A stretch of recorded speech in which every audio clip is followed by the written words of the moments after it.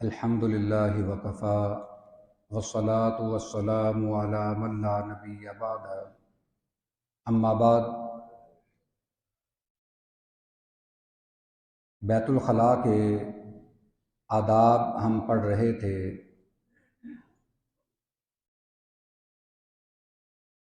چند ایک ضروری باتیں اور بھی یاد رکھنے والی ہیں۔ سیدنا ابو ہریرہ رضی اللہ تعالی عنہ بیان کرتے ہیں کہ رسول اللہ صلی اللہ علیہ وسلم نے فرمایا، اتقوا اللعادین، دو لعنت کا سبب بننے والی چیزوں سے بچو۔ صحابہ کرام نے پوچھا کہ اللہ کے رسول، وہ دو لعنت کا سبب بننے والی چیزیں کون سی ہیں؟ آپ نے فرمایا کہ ایک تو لوگوں کے آنے جانے کے راستے پر قضائے حاجت کرنا، اور دوسرا کسی سائے والی جگہ پر یا درخت کے نیچے قضائے حاجت کرنا۔ یہ دونوں چیزیں لعنت کا سبب بنتی ہیں۔ اس کا ہمارے خاص طور پر جو پبلک پلیس والے واش روم ہیں ان کے ساتھ بھی تعلق ہے، کیونکہ وہاں لوگ آتے جاتے ہیں۔ خاص طور پر جو مسجد کے واش روم ہیں وہاں نمازیوں کی آمد و رفت رہتی ہے۔ اگر آدمی قضائے حاجت کے بعد اس نیت سے چلا جائے پانی بہائے بغیر ہی کہ آنے والا خود ہی دیکھتا رہے گا، میرا کام تو ہو چکا ہے، اب جو آنے والا بندہ وہ واش روم کو گندا دیکھے گا، اس کے منہ سے گالی نکلے گی، وہ ایسا فعل انجام دینے والے کو برا بھلا کہے گا، بلکہ لعنت بھی کر سکتا ہے۔ یہ چیز انسان کے لیے لعنت کا باعث بنتی ہے۔ ویسے بھی اسلام تو ہمیں یہ تعلیم دیتا ہے کہ الطہور شطر الایمان، صفائی ایمان کا حصہ ہے، یا یوں کہہ لیں کہ صفائی نصف ایمان ہے۔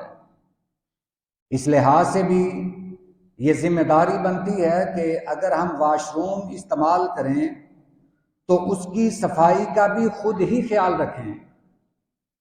یہ چیز ہمیں ذہن نشین کر لینی چاہیے کہ اگر ہم کسی پبلک پلیس پر کوئی واش روم استعمال کرتے ہیں تو ضرورت کے بعد ہم اس کی صفائی کا بھی خیال رکھیں۔ اگرچہ باہر کوئی جمع دار بھی بیٹھا ہو، کوئی صفائی کرنے والا بھی بیٹھا ہو، مگر آپ کی یہ ذمہ داری بنتی ہے کہ آپ اپنی صفائی کا خود خیال رکھیں۔ نبی کریم صلی اللہ علیہ وسلم کا یہ جو فرمان ہے کہ لوگوں کی آنے جانے والی جو جگہ ہیں وہاں پر قضائے حاجت نہ کرو، یہ چیز لعنت کا موجب ہے۔ تو یقیناً یہ جو عام ہمارے واش روم ہیں اکثر مساجد میں، تو انہوں میں یہ چیز ملحوظ رکھنی زیادہ ضروری ہے کہ آنے والے نمازی کو کوئی پریشانی نہ ہو، ہم کسی کی گالیوں کا سبب نہ بنیں، کسی کی لعنت کا سبب نہ بنیں۔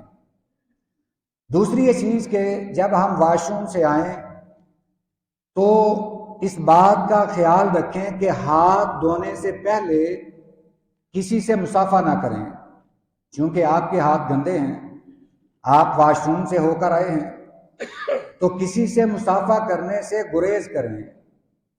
ایک دفعہ نبی کریم صلی اللہ علیہ وسلم بیت الخلاء سے واپس تشریف لائے، ایک صحابی نے آپ کو سلام عرض کیا، آپ نے جواب نہ دیا، پہلے وضو فرمایا، وضو کے بعد آپ نے اس صحابی کو سلام کا جواب دیا۔ اگرچہ یہ آپ کا خاصہ کہہ سکتے ہیں کہ آپ ہر وقت وضو میں رہتے تھے اور بغیر وضو کے آپ اللہ کا نام لینا پسند نہیں کرتے تھے، ہر وقت آپ وضو کی حالت میں ہوتے، اسی وجہ سے آپ نے وضو کر کے اس کے سلام کا جواب دیا، اگرچہ یہ بات الگ ہے، مگر صفائی کے حساب سے یہ بات بھی ہمیں ملحوظ رکھنی چاہیے۔ اگر ہم واش روم سے آئے ہوں تو کسی سے مصافحہ نہ کریں، کیونکہ ہمارے ہاتھ گندے ہیں۔ ہم ہاتھوں کو اچھی طرح دھو لیں۔ پہلے وقتوں میں مٹی استعمال کی جاتی تھی، جس کی جگہ آج صابن آ چکا ہے۔ ہم ہینڈ واش سے یا صابن سے اپنے ہاتھ دھو کر پھر کسی کے ساتھ مصافحہ کریں۔ اور ایک بات اور بھی ملحوظ رکھنی چاہیے کہ جب ہم مسجد میں آتے ہیں، ہم اپنا جوتا دونوں ہاتھوں سے اٹھا لیتے ہیں۔ دایاں پاؤں دائیں ہاتھ میں اٹھا لیا، بایاں جو جوتا ہے وہ بائیں میں اٹھا لیا، یہ بھی درست نہیں ہے۔ سیدہ عائشہ صدیقہ رضی اللہ تعالیٰ عنہا فرماتی ہیں کہ آپ ہر اچھا کام دائیں ہاتھ سے کرتے، اور استنجا وغیرہ یا ایسے کام آپ بائیں ہاتھ سے کرتے، چونکہ جوتا بھی آدمی کو یہ اطمینان نہیں ہے کہ پاک ہے۔ آپ واش روم سے ہو کر آئے ہیں، ممکن ہے اس پر چھینٹے پڑ گئے ہوں، آپ کو اس چیز کا علم نہیں ہے، تو بہتر یہ ہے کہ آپ جوتے کو صرف بائیں ہاتھ میں پکڑیں، بائیں ہاتھ میں پکڑ کر اس کو جہاں رکھنا ہے وہاں رکھ دیں، اور بائیں ہاتھ سے اٹھا کر ہی اس کو لے جائیں۔ بعض بھائی وہ دائیں ہاتھ میں جوتا پکڑ لیتے ہیں، یہ اخلاقی طور پر بھی درست نہیں ہے۔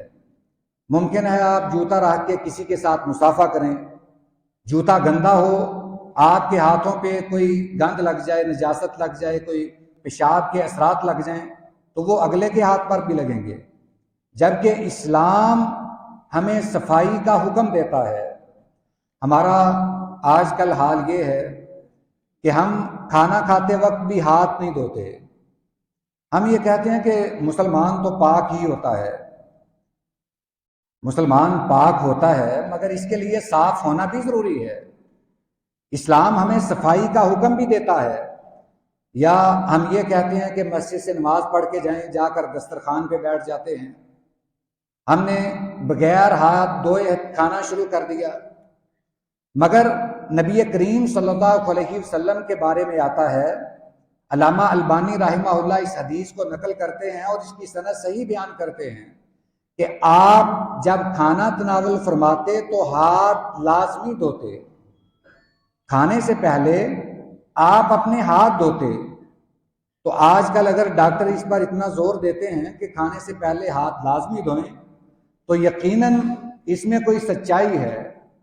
یہ عمل صرف ڈاکٹروں کی حد تک نہیں بلکہ میرے پیارے نبی کی سنت بھی ہے کہ کھانا کھانے سے پہلے ہاتھ دھوئے جائیں، یہ ضروری ہے۔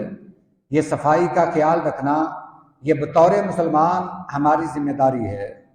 جہاں ہم دیگر اعمال انجام دیتے ہیں وہاں صفائی کا بھی خاص خیال رکھیں، اپنے بدن کی، اپنے کپڑوں کی، اپنے گھر کی، جہاں بیٹھتے ہیں وہاں کی، اپنی باطنی جسمانی ہر طرح کی صفائی کا خیال رکھنا یہ ہماری ذمہ داری ہے۔ اللہ تعالیٰ اس کی ہمیں توفیق بھی عطا فرمائے۔ وآخر دعوانا ان الحمد للہ رب العالمین۔